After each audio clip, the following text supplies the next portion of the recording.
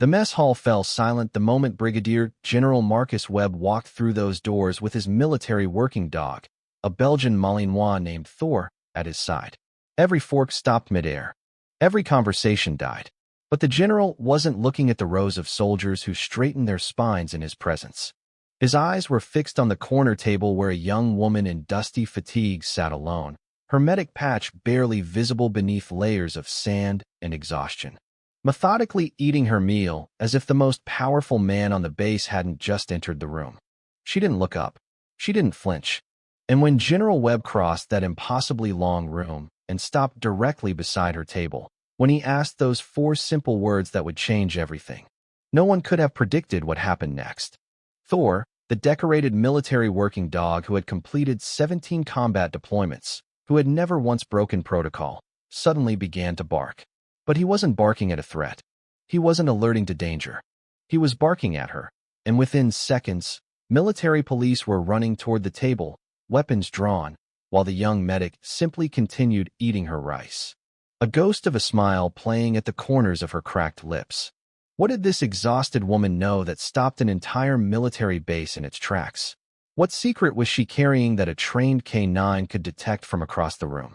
And why, when everyone expected the general to have her detained, did he instead pull out a chair and sit down beside her? Sometimes the most dangerous people aren't the ones holding weapons. Sometimes they're the ones who've learned to survive without them. Would you have the courage to keep eating while the world collapsed around you? Staff Sergeant Elena Vasquez had learned the art of stillness in places most people couldn't imagine, and the mess hall on Forward Operating Base Sentinel was far from the worst of them. 3 hours earlier, she had been elbow-deep in the chest cavity of a 19-year-old private who stepped on an improvised explosive device during a routine patrol. The boy had died on her table despite everything she did. Despite the blood she wore home on her uniform because there hadn't been time to change. Despite the promises she whispered to him as his eyes went glassy and distant. This was her 47th patient lost in 18 months. She kept count because someone had to remember them. The mess hall rice tasted like nothing, but she forced herself to eat because her body needed fuel, and she had learned long ago that emotions were luxuries she could only afford in private. Elena had grown up in El Paso, the daughter of a mechanic and a school nurse, and she had joined the army at 18 because college wasn't an option and factory work felt like slow death. Her mother had been the one to teach her field medicine, showing her how to stitch wounds on practice dummies made from old pillows, telling her that healing hands were worth more than fighting ones. The army saw her aptitude and sent her through combat medic training, where she graduated top of her class and earned herself a ticket to the most dangerous postings available. She had requested them specifically because she believed the soldiers who faced the worst deserved the best, and false modesty wasn't something Elena had ever practiced. The base knew her by reputation before they knew her face. Vasquez the Ice Queen, they called her, because she never cried during operations, never panicked when casualties mounted, never seemed to feel the weight that crushed other medics into early retirement or worse. What they didn't know was that she cried every night into her pillow, silent tears that left her eyes swollen by morning, a secret grief she carried like armor against the daylight world. The brass had noticed her too, her efficiency ratings through the roof, her patient survival statistics among the highest in theater despite handling the most critical cases. She had turned down promotion twice because she refused to leave the field, refused to sit behind a desk, while soldiers bled out in the sand. This stubbornness had earned her respect from enlisted personnel and frustration from officers who wanted to advance her career, whether she liked it or not. General Webb had been tracking her file for 6 months, reading after-action reports that read like medical miracles, studying the recommendations from surgeons who called her the best combat medic they had ever worked with. But he hadn't come to the mess hall to offer her another promotion she would refuse. He had come because of a classified briefing that morning, one that connected Staff Sergeant Vasquez to a situation no one had anticipated. A situation that Thor's nose had just confirmed in the most public way possible. The barking continued as military police surrounded the table, their hands on their sidearms, their eyes darting between the general and the woman who still hadn't stopped eating. General Webb raised one hand, a simple gesture that carried the weight of 30 years of command, and the MPs froze in place. Thor had stopped barking and was now whining, pressing his body against Elena's leg beneath the table, a behavior no one in that room had ever witnessed from the notoriously aloof working dog. Elena finally looked up, her dark eyes meeting the general's gray ones, and she set down her fork with deliberate care. She knew why the dog had reacted. She had been hoping it wouldn't happen this way. The scent of explosive residue clung to her skin despite 3 showers. Remnants of the bomb that had killed Private Martinez and sprayed her with chemical compounds that no amount of scrubbing could fully remove. Thor was trained to detect exactly those compounds, and he was doing his job perfectly, identifying her as someone who had been in close proximity to an explosive device. But the classified briefing that morning had contained different information, intelligence suggesting that someone on base was manufacturing bombs in secret. And Thor's alert had just made Elena the primary suspect in front of 200 witnesses. General Webb had spent 3 decades reading people under pressure, and what he saw in Elena's face wasn't guilt or fear, but exhaustion and resignation. She looked like a woman who had stopped caring what happened to her, not because she was dangerous, but because she had given too much of herself to have anything left. He sat down across from her, ignoring the muttering that rippled through the mess hall, ignoring the MPs who didn't know whether to stand down or maintain their aggressive posture. Thor settled at Elena's feet with a contented sigh, his training telling him the threat was contained, his instincts telling him something else entirely. The general asked her about the explosive residue, his voice pitched low enough that only she could hear, and Elena explained about Private Martinez, about the blast that had thrown her backward into a concrete wall, about the chemical shower that decontamination protocols required but never fully achieved. She pulled out her mission log from her cargo pocket, a small notebook filled with precise handwriting. Documentation of every patient she had treated that day, including the timestamp that proved she had been in surgery when the intelligence suggested the bomb maker was active elsewhere on base. The evidence was clear, but the damage was done. 200 soldiers had watched her get surrounded by military police, had watched a bomb-sniffing dog single her out, had watched the Ice Queen finally show cracks in her composure. Reputation was everything on a forward operating base, and Elena's had just been shattered through no fault of her own. The next 72 hours became a masterclass in isolation that Elena hadn't expected to affect her as deeply as it did. Soldiers who had trusted her with their lives now gave her wide berth in hallways, their eyes sliding away from hers as if looking at her might contaminate them with suspicion. The investigation cleared her within 24 hours, but whispers traveled faster than official memos, and the damage spread like infection through the base population.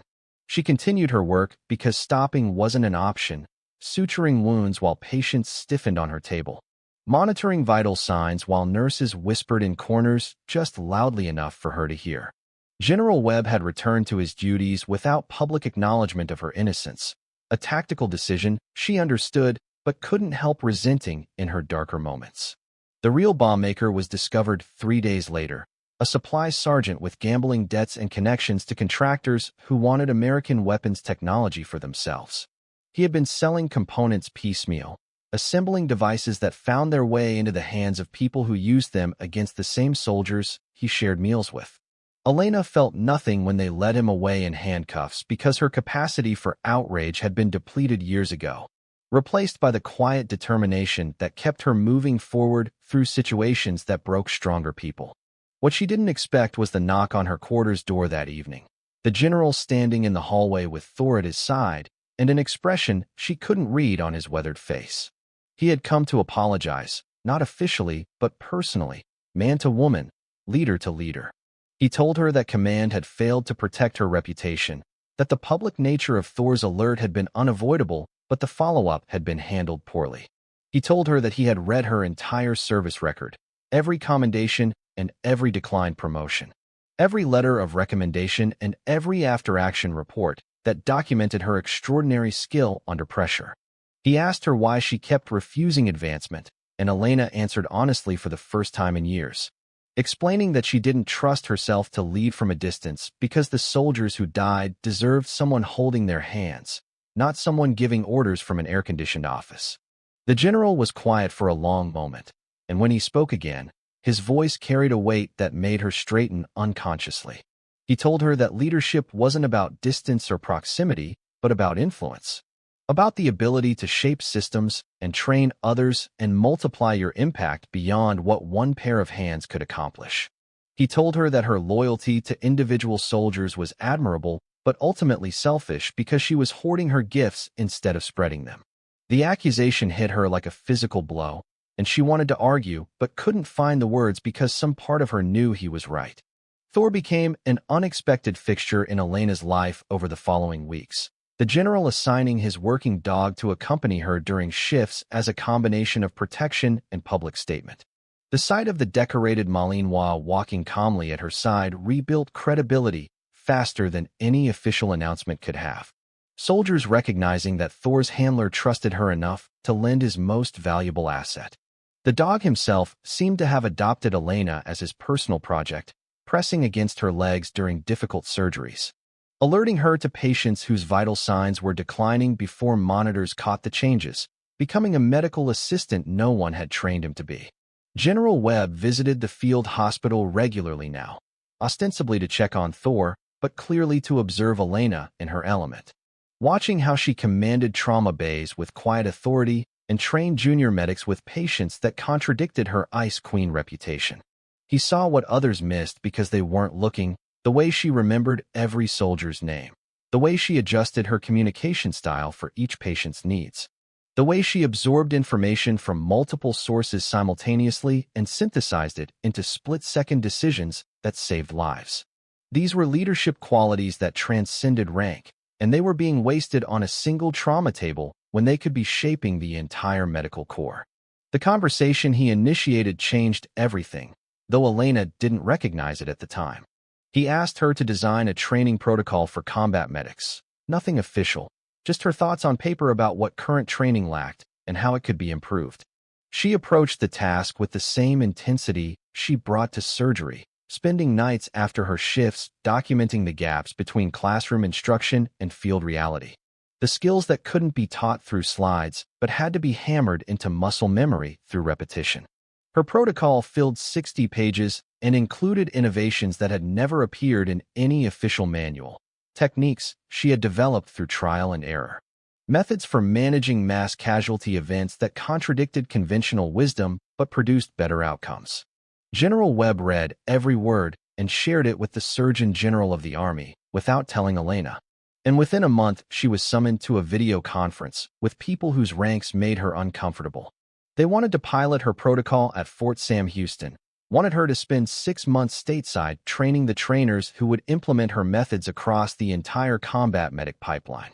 It was promotion without the title, influence without the desk job she feared, and it was exactly the kind of leadership Marcus Webb had been trying to show her she was capable of providing. Leaving the field felt like abandonment no matter how many times Elena reminded herself that training better medics would save more lives than she could save with her own hands.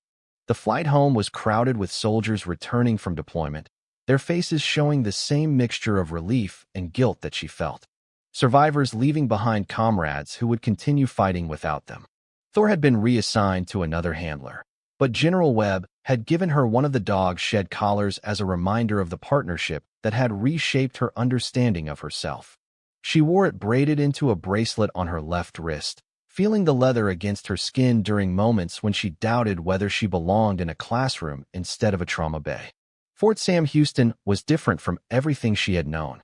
Green grass and climate-controlled buildings and young soldiers who had never smelled burning vehicles or held intestines in their hands while someone screamed.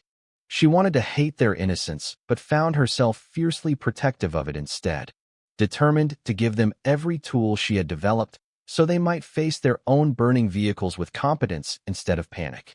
The training program evolved beyond her original protocol as she worked with instructors who challenged her assumptions and forced her to articulate knowledge she had internalized so deeply she forgot. It required explanation. She learned to teach the way she had learned to heal, through observation and adaptation, adjusting her methods for each student's learning style. Recognizing that leadership was itself a skill that required practice and refinement. General Webb called weekly for updates, their conversations extending beyond professional matters into discussions of military philosophy and personal history that revealed him as a more complex figure than his stern reputation suggested. He had lost his own daughter to cancer 3 years earlier, a 26-year-old Army nurse who had inherited his calling but not his luck. And Elena's dedication reminded him of what his girl might have become with more time. He never said this directly, but Elena understood it through the silences between his words, the way mentorship sometimes fills gaps that grief leaves behind. She wrote letters to the families of soldiers who had died under her care, something she had never allowed herself to do while deployed because the emotions would have compromised her effectiveness. Each letter reopened wounds she thought had scarred over, but the responses she received from parents and spouses and children convinced her that the pain was worth enduring. One mother wrote that Elena's letter was the first time anyone had told her how brave her son had been in his final moments. That knowing he had died fighting for life instead of surrendering to death had given her peace she thought impossible. The pilot program graduated its first class 8 months after Elena arrived.